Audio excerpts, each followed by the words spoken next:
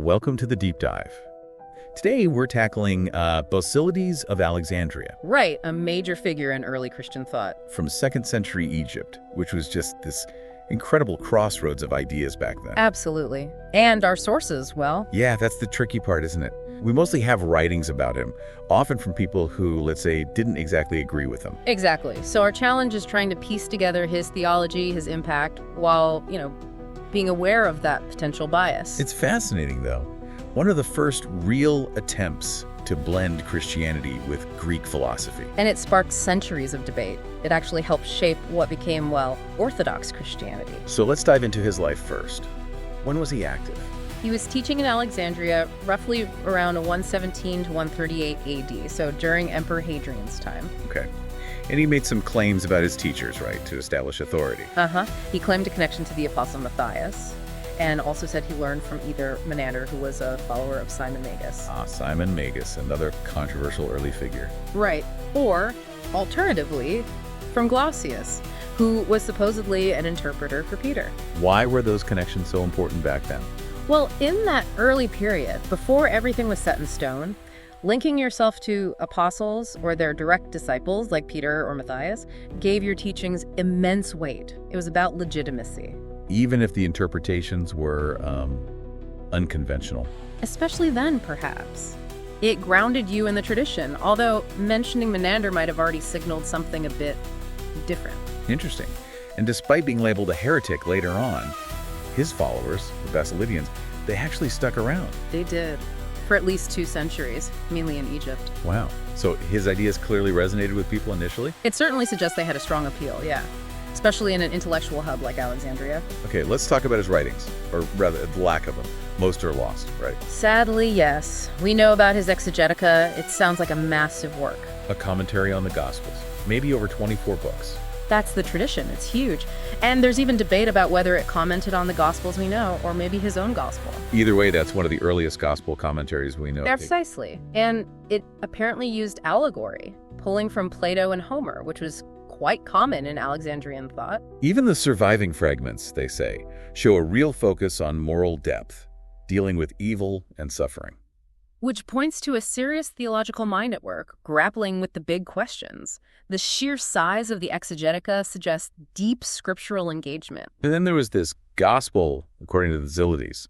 Origen mentions it, calls it heretical. Yeah, that's a big point of contention. Was it a separate text? Or part of the Exegetica? We just don't know for sure. And it supposedly had some pretty distinctive ideas, like Docetism. Right. The idea that Jesus didn't truly suffer physically, that maybe Simon of Cyrene was substituted on the cross. That's a docetic view found in some early groups. And maybe even a link to Epiphany celebrations. There's some speculation about that, yeah. Suggesting perhaps a different understanding of how Jesus was revealed or manifested. We also hear about odes or songs he might have written.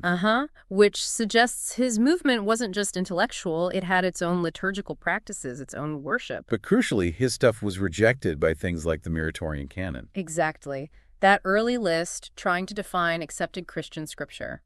His exclusion really shows he was considered outside the emerging Orthodox mainstream. Okay, let's get into his core theology. This is where it gets really complex, especially with the different accounts we have. Right. Ireneo gives one picture, Hippolytus gives quite another. Ireneo talks about emanations from an unbegotten father, this figure Abraxas, 365 heavens, the Jewish god as a lower angel. It's very elaborate. Very. But then Hippolytus describes creation ex nihilo from nothing by a God who is somehow non-existent and has no desire.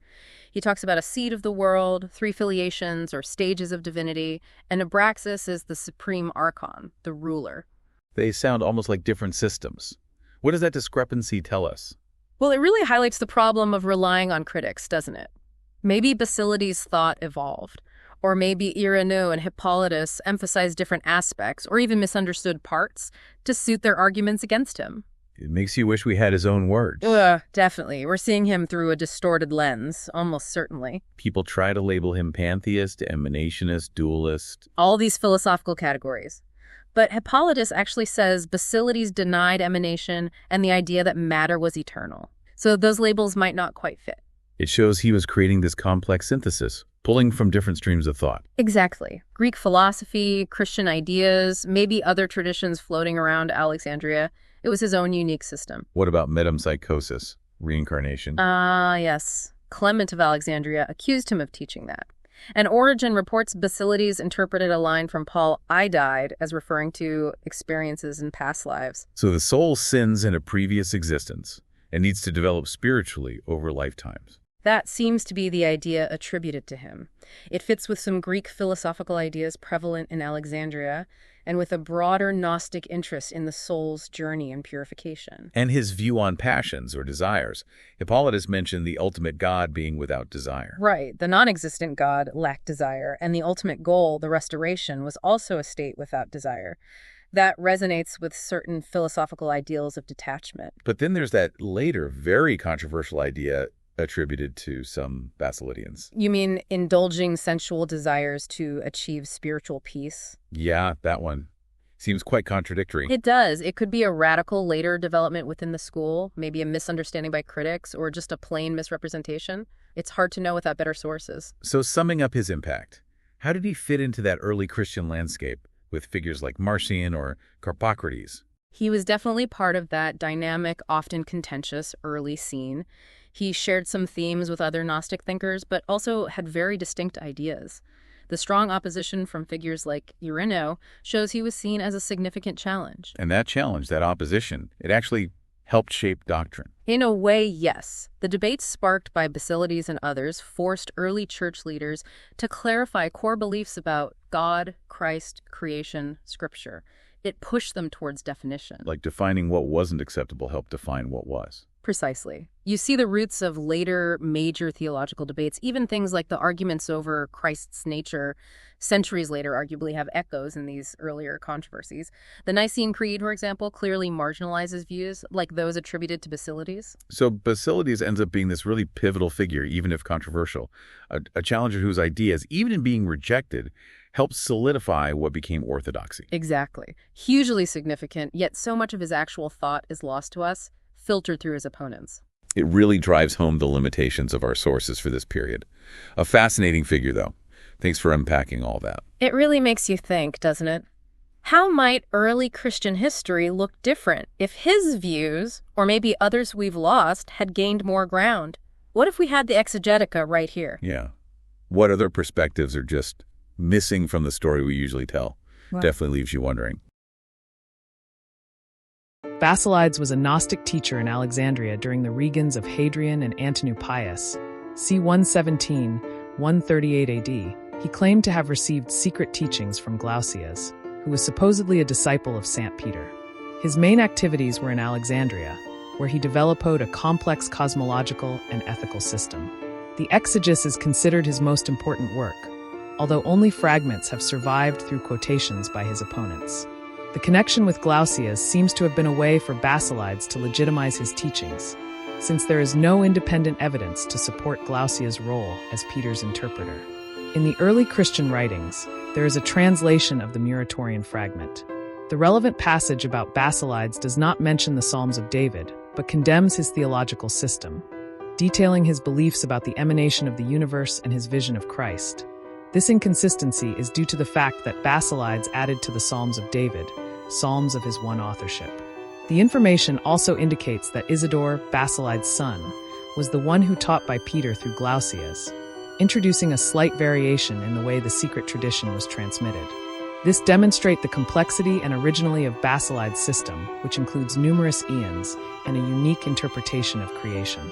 Basilides is in fact mentioned in the Muratorian canon, which rejects the writings attributed to Hierapolis and specifically condemns the psalms written by him. His writings were considered unacceptable by the ecclesiastical authorities of the time. The Muratorian canon, the Suices indicate that this ancient catalog of New Testament books criticizes Basilides for having writings. The authors of the canon viewed with suspicions works that did not align with the established apostolic traditions. This rejection indicates that, even at the time the canon was compiled, Basilides' writings were considered outside of Christian orthodoxy.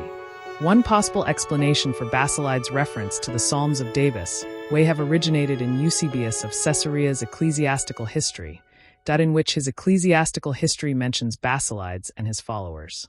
His reports that Basilides founded a heretical school in Alexandria and wrote commentaries on the Gospels. However, this particular passage does not mention the Psalms of David. Closer analysis suggests the Basilides' reference to the Psalms of David may actually originate in Eusebius, specifically in his mention of Basilides writing psalms and hymns to Christ.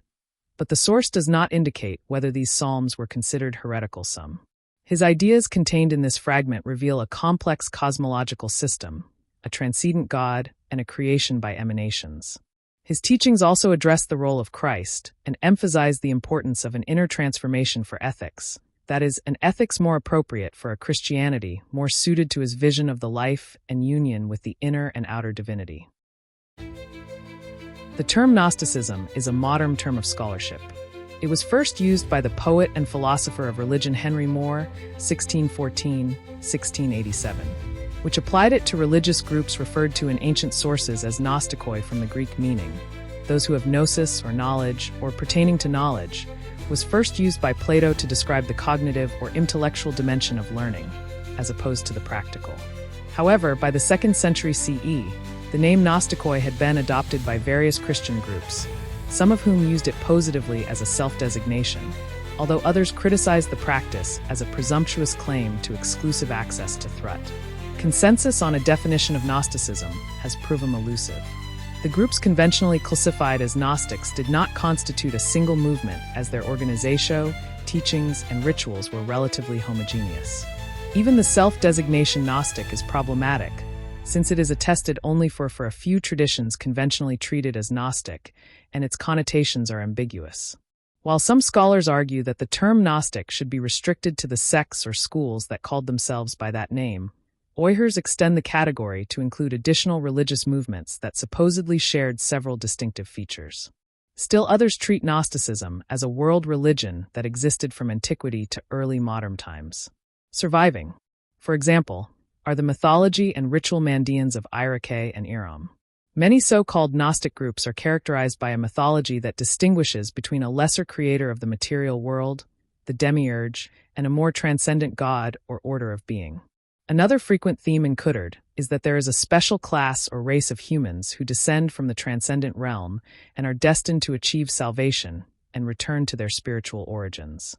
Salvation is understood as a revelation that awakens knowledge of the divine identity of the race. In contrast, the traditional Christian emphasis is on redemption through the death and resurrection of Jesus Christ. Although the myth of a demiurge and the theme of reawakened consciousness of divine origins have parallels in Platonic and Neo-Pythagorean philosophy, and indeed were partly derived from these traditions, it is often claimed that in the Gnostic myths there is a more marked dualism, involving a much more negative attitude toward the lower creator God, the material cosmos, and the human body.